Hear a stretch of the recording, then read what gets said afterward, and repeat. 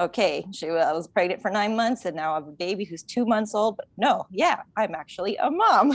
Just seeing, I guess, the way that maybe my husband treated me yesterday and the way my family was, it's like, wow, it's a gift to be a mom.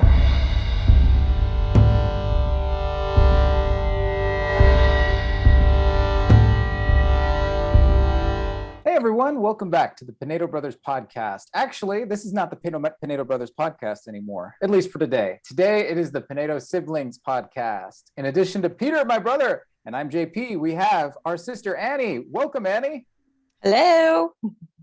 Thanks for joining us today. I am so excited that we have someone like Annie because Peter and I, we do our best to have at least, some shred of dignity and intelligence, but Annie actually does have both, and as well as talent, artistic ability and talent. Peter's like, does not agree with it at all. But in any case, we're the Pinedo Brothers. Peter and I, we're Catholic filmmaking brothers working to revitalize the world of Catholic art through film. Thank you for joining us on this podcast today. Please like, comment, and subscribe. We find that very helpful. Even if you don't like this, whatever the podcast is that we're talking about, a comment is appreciated, then we can know how to get better. Annie is a professional ballet dancer down in Mexico City who has actually recently been made a soloist at the Emilia Hernandez Ballet Folklorico Institute at the Palacio de Bellas Artes in Mexico City. Did I get that right, Annie? Yep. Yeah. Great. She has also recently been welcomed in from her womb a little baby, and that's been taking up much of her time of late. Little baby is just gorgeous. So I think it's quite appropriate that we have Annie joining us today because this is a bit of our Mother's Day special, right, Pete? Yes, Mother's Day special. Woo! Can I raise a bottle? Yeah. Happy Mother's Day to all the mothers. Happy Mother's Day to you, Annie. Thank you. I hope you all had a good day. We're recording this the day after Mother's Day, and we'll be posting it hopefully this Wednesday. So it'll be Mother's Day week still when we post this.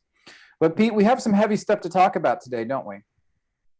Yeah, there's a lot going on, a lot of crazy stuff. Of course, we had last week the Roe v. Wade leak document that came out that was a shock to everybody.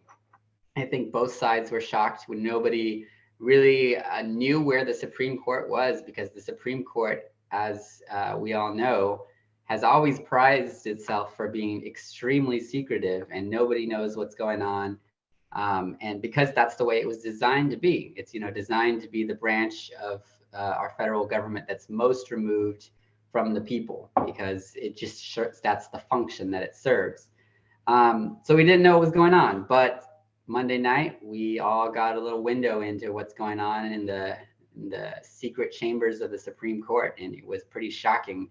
Also shocking was the response that we've gotten. Like, things are crazy right now. I don't know, have you heard any of the stuff coming out? Absolutely. And that's the topic of our podcast today. We're talking about motherhood and the attack that we see on motherhood. It's completely demonic in every way. So I think this is a time for us to buckle up a little bit, not just when you're watching this podcast, but buckle up, period. If you're a person of faith, if you value the family, things are coming to light that have been have been behind the curtain, been underneath the surface, and now we're seeing it. Last week, all over the country, we had our Mother's Day attacks on my own parish, where my wife and I go, was attacked, was vandalized.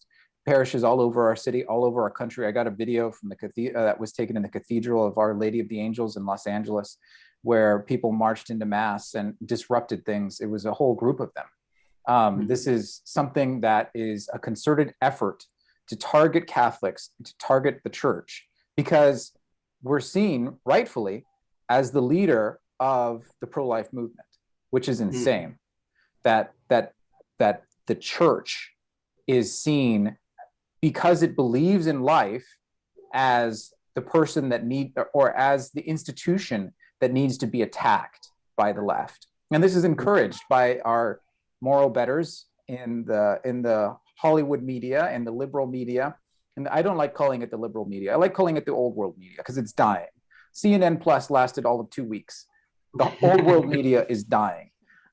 So I guess let's just start off with the question: why is this happening? What is going on? What drew? Let's kind of bore down. I've talked a little bit about why the church is being targeted, but why is the church being targeted by attacks? What's the thought process? Pete, do you have any thoughts? Yeah. Well, the first part of that question is like, what is happening? Because it's really hard to figure out what is happening. Because if you just look up, like Roe v. Wade protest or abortion protest or something like that, you're not going to find anything that's really speaking to what's actually happening out there. And we, as like parishioners at our churches here in Houston or like anywhere, we feel it. Like, so that's how we know, because in our circles we are seeing it firsthand, what the damage that's being done. But none of this is making any headlines. So it's like you wouldn't know if it wasn't your church, right? So if you weren't Catholic, you wouldn't know. But so what's happening, like you mentioned, like in LA, we had the cathedral in LA was invaded by these costumed people wearing Handmaid's Tales costumes. Always those cosplayers, it's really hard to take them seriously, but when they're invading your church in the middle of mass, then you have to take that seriously. And there was just like, I saw, looking at the video, it's very like shocking just to see like the parishioners jumping in front of them. Again, they're literally like shouting like, I'm like, stay away from our priest. Like, it's like they're very afraid that they're going to go and attack their priest.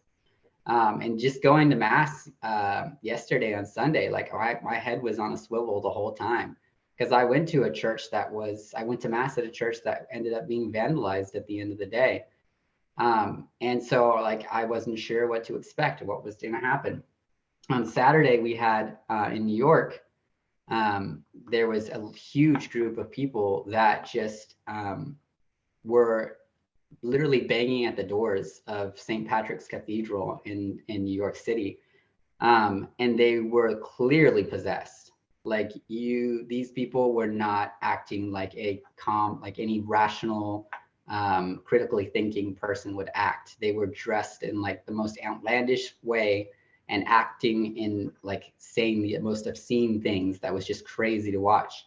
And you had this really crazy like contrast of the parishioners. There was like a group of young men who are all holding rosaries and like forming a wall with their own bodies in front of the church doors. And you had these crazy screaming people just like throwing things at them and screaming in their faces, wanting to break into the church.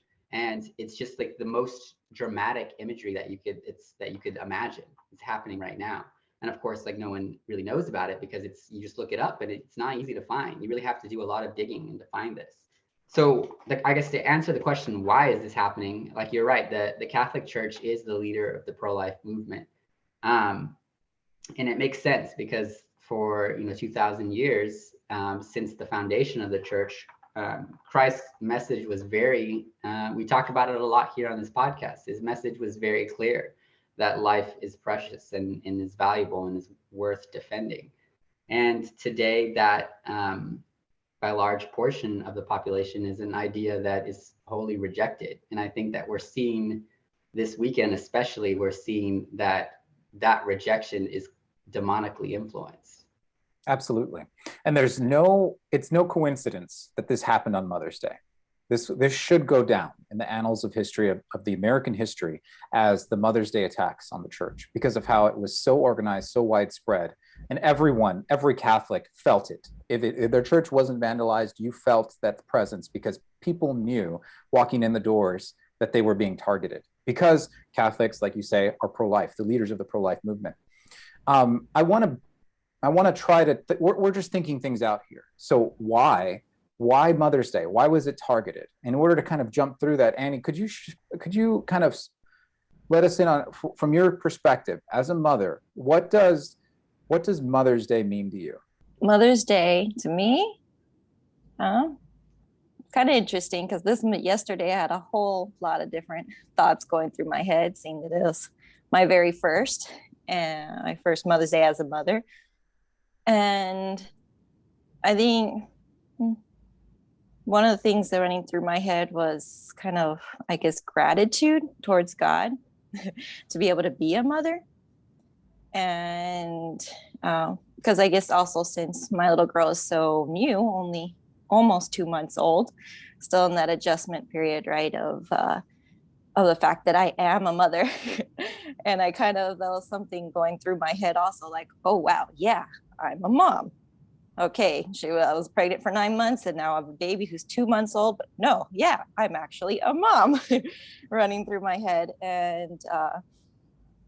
And just seeing, I guess, the way that maybe my husband treated me yesterday and the way my family was, it's like, wow, it's a gift to be a mom. This is beautiful. It's something that all of a sudden, it's unexpected to all of a sudden have a little baby you're taking care of and so dependent on you. But in the end, I think I guess it really made Mother's Day made me think of just what a grand gift it is to be a mom.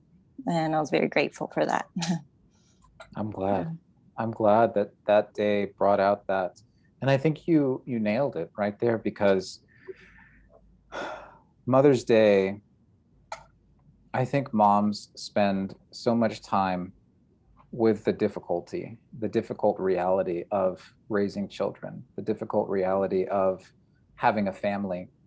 As the dad, oftentimes I think I get to have a lot more fun, I think, than with the little one, because I'm just playing around or I'm knocking him about. But I didn't have to bear him for 9 months. I didn't have to labor with him to bring him into the world. And your husband didn't have to do that either for your little daughter. I think there's a deeper reality. Something that I've heard quite a bit in Catholic circles is that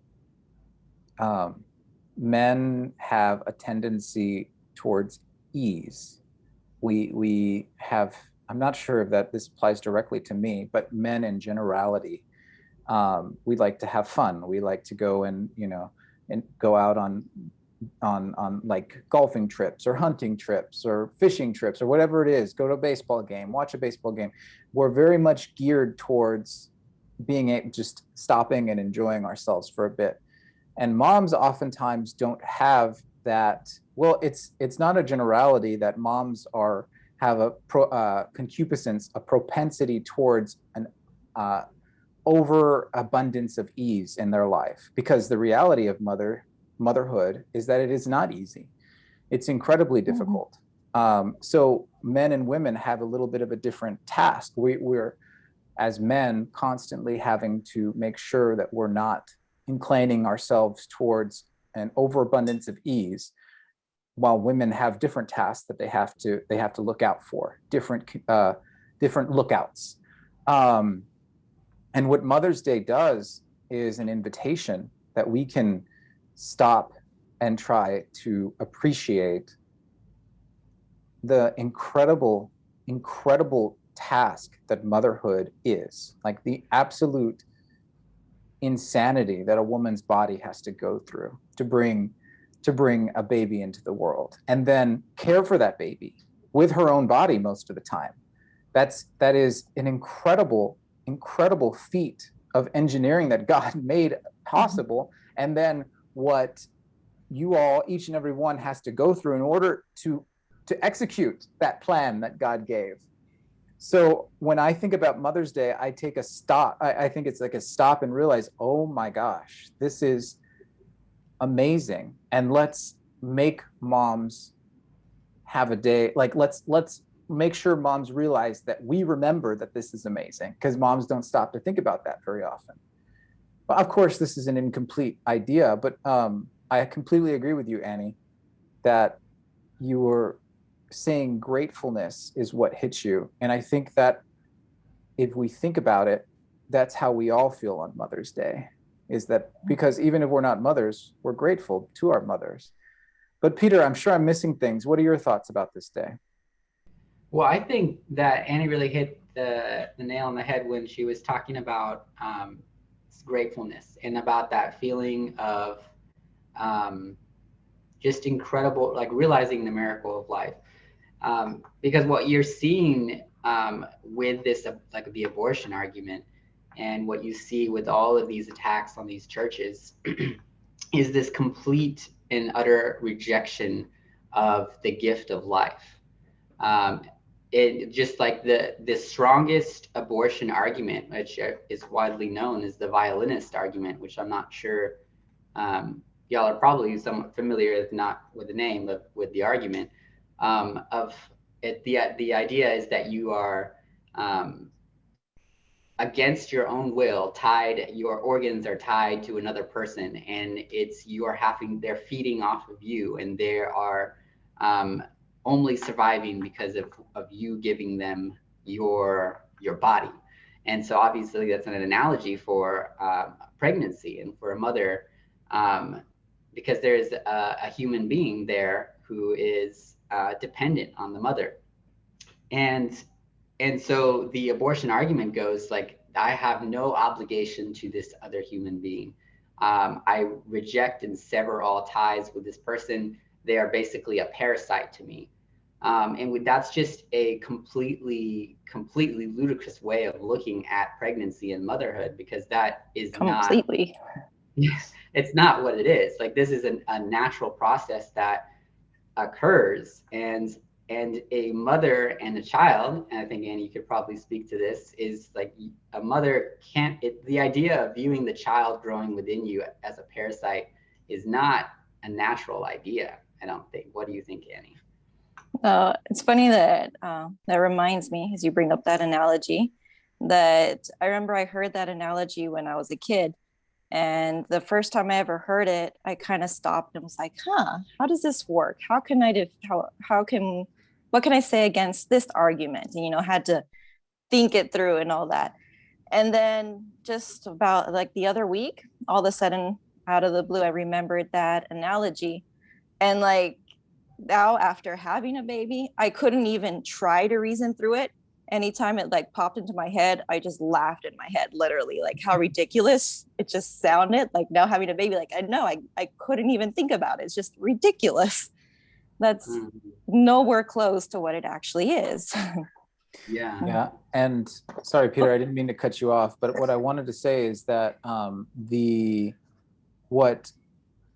just piggybacking a little bit, I know that this is a little bit of an aside, but off of what our guest at our last podcast recording, Father Paul Donlin, said about the youth of today, how he's an 80-year-old priest, 86, I think, 86-year-old priest. He's been a priest since he was 24. He was trained by a saint, Saint Josemaria Escrivá.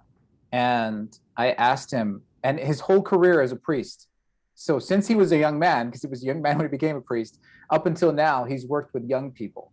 And so I asked him, what's the difference? What's the big difference today between the young people from when you were a young person, and then when you were training young people, and then when after 50 years of training people, you've seen what's changed?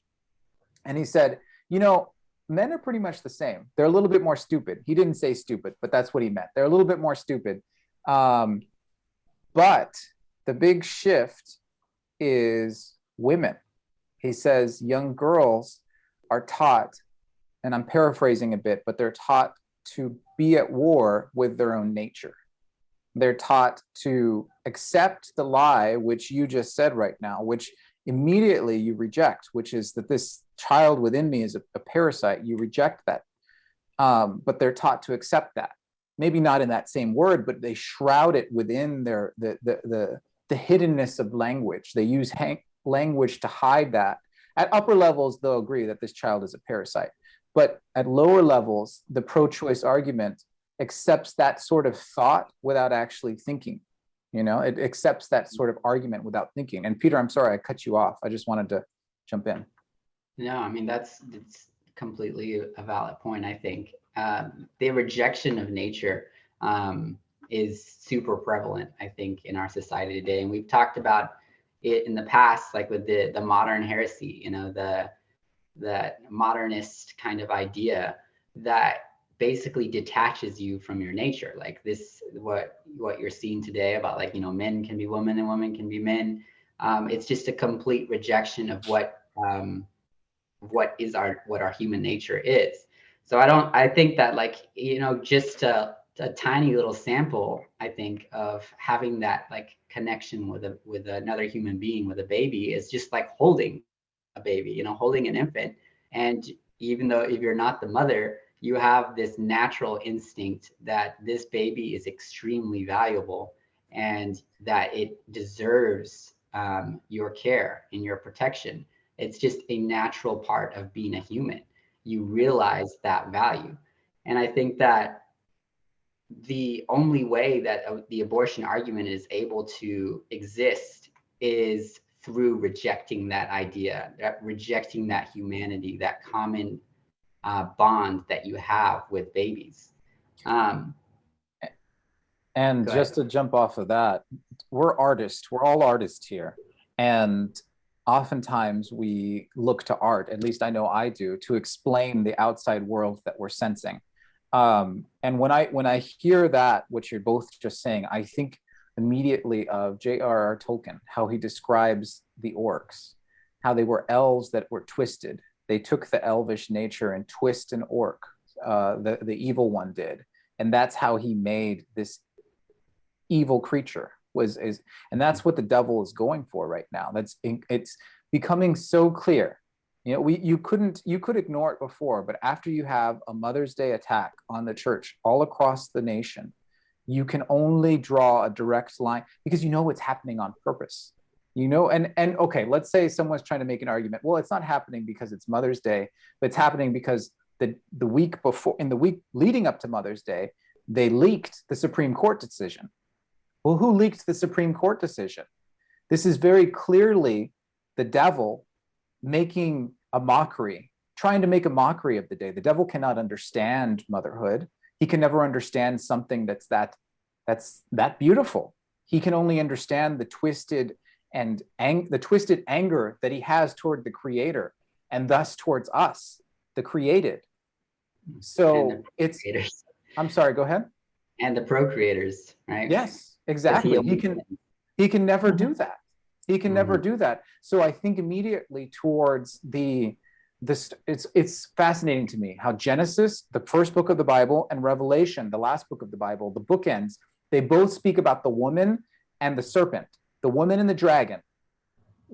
And both times they speak about how the dragon or the serpent will strike at the woman's heel, or strike at the woman's offspring, and how the woman will crush the serpent's head and bring the Savior, will procreate to the salvation of our species, of our kind. So it's no happenstance. This is no coincidence that this happens on Mother's Day. It's clearly demonic, just like you pointed out that it was people that were possessed that were pounding against the doors of the church, that the young men had to call to listen to the call to stand forth and stop them. That is what's happening right now all across the country. The demonic forces behind the pro-abortion movement is showing its true face. Thoughts on that, though? I might be raving. No, not at all. What it's reminding me of when you're talking about just the how it's portrayed in art, in culture, that reminded me of I was going through different clips and videos of how different artists and celebrities responded to the news of Roe v. Wade leaking, or the decision on Roe v. Wade was leaked. And what really stuck out to me amongst all the literal screaming and ranting was Jimmy Fallon, how he responded. That's so fascinating. That's the one that stood out to me. It really speaks to this issue because he it's really it's more often than not really sad and really cringy to watch late night shows, because they are just like political commentary now, and they try to twist jokes out of political commentary, and it's just not funny. So it's just super sad to watch. But this time, like Jimmy Fallon, he's like kind of making a joke, kind of not. I'm not even sure. But what he says is this week we found out that the Supreme Court doesn't think that it's necessary, it's mandatory to wear a mask, but Mother's Day is mandatory. And that right there, like that saying that, when I see that, it was shocking to me. The incredible lack of compassion, because you know what he's saying right there? My God, he's saying that every mother that has lost a child, whose child is deceased, is no longer a mother. He's saying in that moment, that sort of mentality is that the act of having a child outside of your womb is what equals motherhood. And that is what we're called to we need to fight against the forces that wish to devalue motherhood to that degree, where you say you want to destroy not just those that desire inordinately to not have the inconveniences or the trouble or the incredible pain that comes with motherhood, but that you strike out against the mothers that have lost their children through sickness or illness or disease or whatever it is. Like we need to be crying out with compassion, not with anger to that sort of thing. That's what struck me immediately. I'm so sorry, but I was floored when I heard that. I think you sent me that clip though. You sent me a lot of clips. I appreciate that. But sorry, go ahead. No, it's a very, I don't know if I'd say subtle, but I guess the gravity of that statement is subtle. It's not a subtle rejection of life, because obviously, like when you say masks aren't mandatory, but Mother's Day is, and people laugh and they like clap and they think that it's funny. That's evidencing culture rejecting just any sense in value in life. And a couple of weeks ago, we talked about when the DC-5 surfaced, when those 5 babies were found brutally murdered by abortionists. And you look at these babies, and they are very, very clearly human babies, and their heads are crushed in, and they're completely brutalized. And that's what he's joking about right there. He's joking that, like, the Supreme Court's so dumb, it says you have to wear this, you don't have to wear this mask, but you have to not brutally murder that child, which is just completely, like, it just gets your blood boiling. Like, how can you joke about something like that? Right. Go ahead. Yeah. And well, I just, to jump off that, I was hearing an argument against me, like, James or JP, what are you saying? What are you saying, JP? This doesn't make sense. How are you saying that Fallon is saying that any mother that has lost their child is no longer a mother? Because it's very simple when you boil it down. So if motherhood is mandatory, that's his quote. So the Supreme Court, let's just say very precisely what he said. The Supreme Court is mandating Mother's Day. In other words, he's saying that the Supreme Court is saying that you cannot abort your child. I mean, that's not true. The Supreme Court's not saying that, but that's what he's saying, the Supreme Court. So let's unpack that. If Mother's Day doesn't apply to you if you abort your child, what's the difference then? What about mothers that have been have had stillborns? Do they not get to celebrate Mother's Day? Is that in his utter lack of compassion what he's saying? It is. Okay, so if you cannot celebrate Mother's Day if you have a stillborn, and you cannot celebrate Mother's Day if you have an abortion, then what's different between someone who loses a child before the baby's born and then someone who loses a child after the baby's born? There's not. They're still both baby humans. So just to unpack that a little bit more, let's just sum it up. If he's saying that the Supreme Court is mandating that you must celebrate Mother's Day if you have a child inside you that you don't want, then he's saying that you do not have to celebrate Mother's Day if you lose that child. And if you take it a little further, you would say that you should not celebrate Mother's Day if you do not have that child. So it's all within the penumbras of his joke, but it's there. It's that thought process is all there.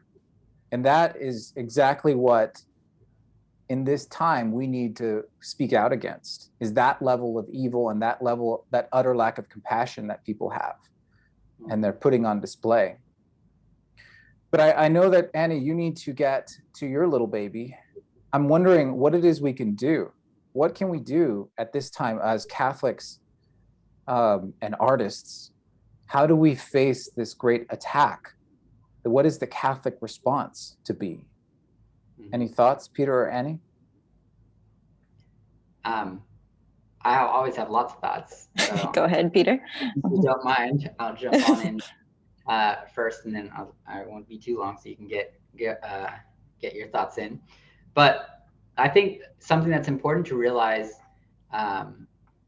First off, the first important thing to realize is that these attacks are clearly demonic. These are attacks on the sanctity and value of life and the validity of religion.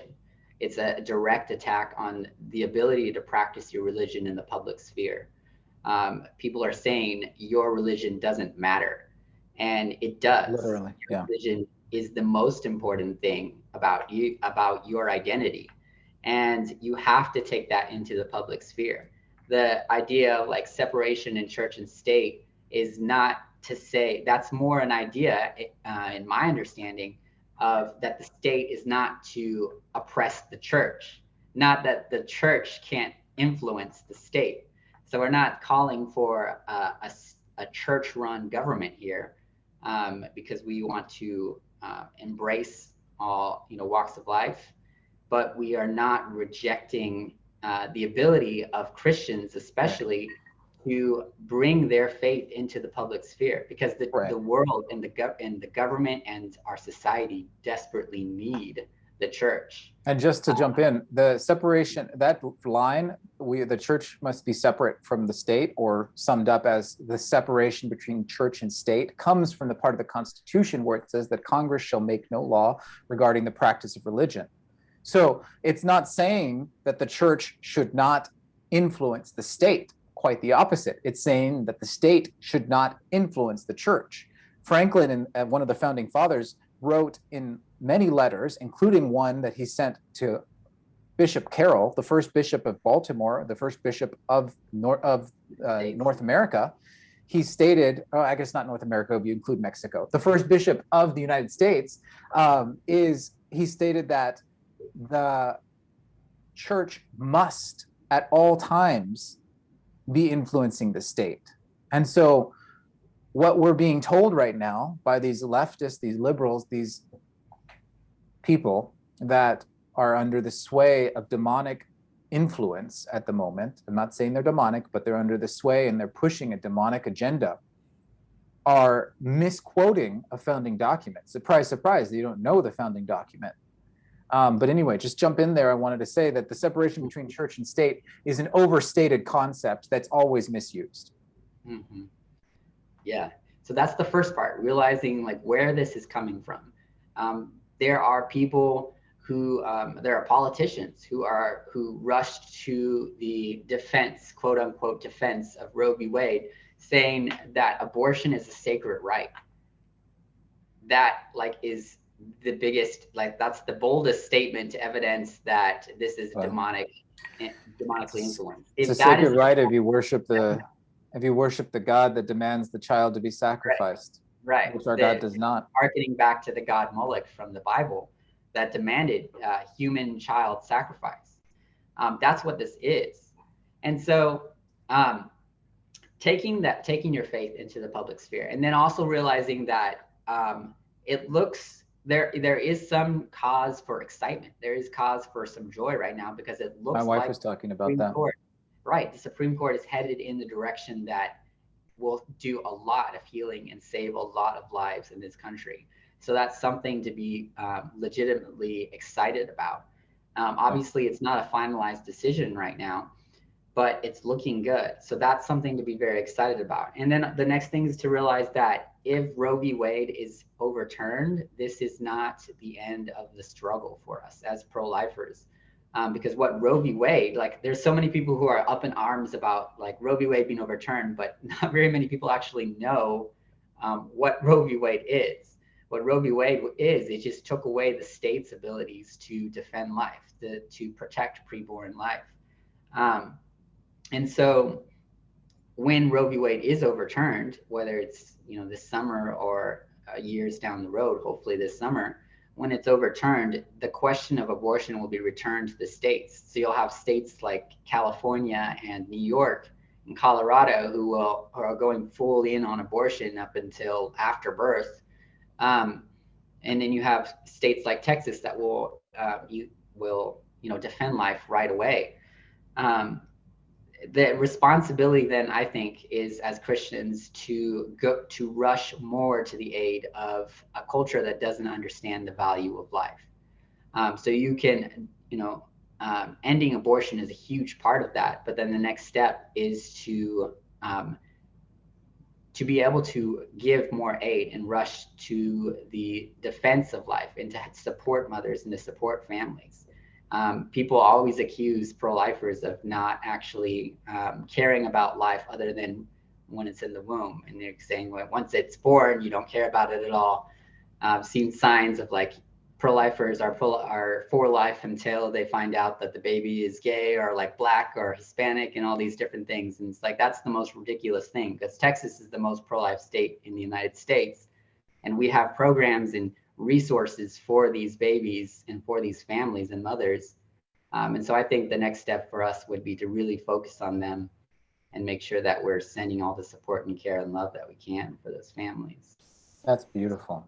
That's beautiful. And Annie, I want to turn it to you a little bit, but actually I want to narrow it down just a little bit, narrow that question. That I gave Peter a really broad question, and he's great with broad questions, but for you, I want to narrow that question down a little more. You're one of the most talented artists that I know, and I'm not making a joke. I made a joke earlier about Peter and my intelligence, but I'm speaking quite literally as in best that I'm able to. And you're also far more successful than I am as an artist. I greatly admire the success you've had within your field. Can you speak now to, I think most of our listeners have artistic sensibilities or are artists themselves. How can an artist who wishes to speak out against this incredible and tragic lack of compassion that we're seeing from everyone, from so many people, that people are attacking all our churches, can you give any advice for an artist for how to speak out in an artistic way about this? I'd say the first thing is kind of goes also with what Peter was saying, or you, so that everyone is using this argument of the separation of church and state. And I'd say definitely do not do that in your life, especially as an artist, because don't separate church from your life, because that's where church is what's going to definitely influence how you think and how you act. And there's no need to, even in the professional field. And actually it can make for a lot of problems, such as, I think if a lot of Hollywood directors didn't separate, church from what they were writing, maybe we'd have a lot more movies that would show the sanctity of life, maybe. And it also comes down, it comes into any branch of art, and it comes down to every little thing and every little decision, I'd say. So like in my case, maybe that, just a little example, that I've gone on month-long tours with my company, where we're all in a bus together. We're all on this one schedule together from one place to another, Sunday morning performances. And so people think, well, then I don't have to go to mass because I can't, I had this performance at 8 a.m. and I had been traveling all night. And it's like, well, you can, you just have to want to. You don't need to be separating God. You need to that needs to be your priority. And that's what's going to influence. And so even with month-long tours, I've still been able to figure out the way to go to mass every Sunday, even though I had no idea where I was, there was always a way. And so we definitely, God needs to show in our art, because people are watching what we do. and they're seeing, and you get an idea of life. And if you're separating God from what you're doing, then you're not going to show anything that shows how beautiful life is. And as an artist, we have so much potential to show. So, I mean, to make that influence on people. And it can be through painting, through a book, through a live performance, through a movie, through a piece of music. We have so much potential. And to let God influence that, and let God influence your decisions and what you do. And don't be afraid. I could say would be the biggest thing is don't be afraid to let God do that. Don't be afraid to show that you're Catholic, that you're a churchgoer. And I guess that would be, don't be afraid to let God come into your life and show it in your art. And that's I think would be the biggest impact. Mm-hmm. Yeah, in the words of JP2, do not be afraid. What were you going to say, Peter? The world is, like, I couldn't agree with Annie more. Like, the world is desperate for your faith. And that's, I really think, what Annie is getting at. Especially since people turn to art to kind of be able to raise their mind, and when you're upset, you turn on a song, when you're happy, you turn on a song, or when you don't know what to do, sometimes you turn on a movie just to distract your mind. Right. And so, we have that potential to elevate the mind. People are clamoring for answers in a way, sometimes without even knowing. When you turn on a TV to distract yourself, it's like, I just don't want to think about what's in my head. So somebody tell me. Mm-hmm. And so we have that potential to show them the beauty of life. Mm-hmm. That's beautiful. And that really, I know we're going to have to close out here in just a second. But that just really, it brings to mind both of y'all's thesis projects that you did in college. Both of those were absolutely beautiful, just where you could see your faith and your love for God and your value in life just penetrating the work that you were doing.